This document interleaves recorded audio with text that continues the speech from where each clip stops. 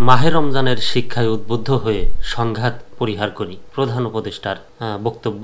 বিস্তারিত পূর্ব প্রধান উপদেষ্টা প্রফেসর মোহাম্মদ ইউনূস বলেছেন, পবিত্র রমজান মাসে আত্মসংযমের মাধ্যমে আত্মার পরিশুদ্ধি ঘটে, সর্বশক্তিমান মহান আল্লাহর সন্তুষ্টি, নৈকট্য লাভ ও ক্ষমা লাভের অপূর্ব সুযোগ হয়। পবিত্র মাহে রমজান উপলক্ষে দেওয়া এক বাণীতে প্রধান উপদেষ্টা একথা বলেন। প্রফেসর মোহাম্মদ ইউনূস পবিত্র মাহে রমজান উপলক্ষে দেশবাসী সহ বিশ্ব মুসলিম উম্মার প্রতি আন্তরিক মোবারকবাদ জানিয়ে বলেন, আজ আমাদের মাঝে সমাগত সিয়াম ধনী গরিব সবার মাঝে পারস্পরিক সহমর্মিতা, সম্প্রীতি ও ভ্রাতৃত্ববোধ প্রতিষ্ঠায় অন্যান্য ভূমিকা পালন করে। প্রধান উপদেষ্টা বলেন, আসুন পবিত্র মাহে রমজানের শিক্ষায় উদ্বুদ্ধ হয়ে যাবতীয় ভোগবিলাস, হিংসা, বিদ্বেষ, উচ্ছৃঙ্খলতা ও সংঘাত পরিহার করি এবং জীবনের সর্বস্তরে পরিমিতিবোধ, ধৈর্য ও সংযম প্রদর্শনের মাধ্যমে রমজানের পবিত্রতা রক্ষা করি।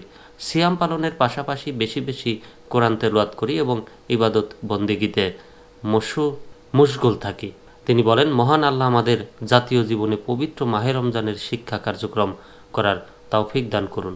মাহে রমজান আমাদের জীবনে বয়ানুক অনাবিল শান্তি।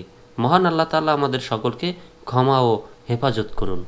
একদম সুন্দর, কোনো রাজনৈতিক কথা নেই এর মধ্যে, যেটুকুন কথা হৃদয় ছুঁয়ে যাওয়া কথা।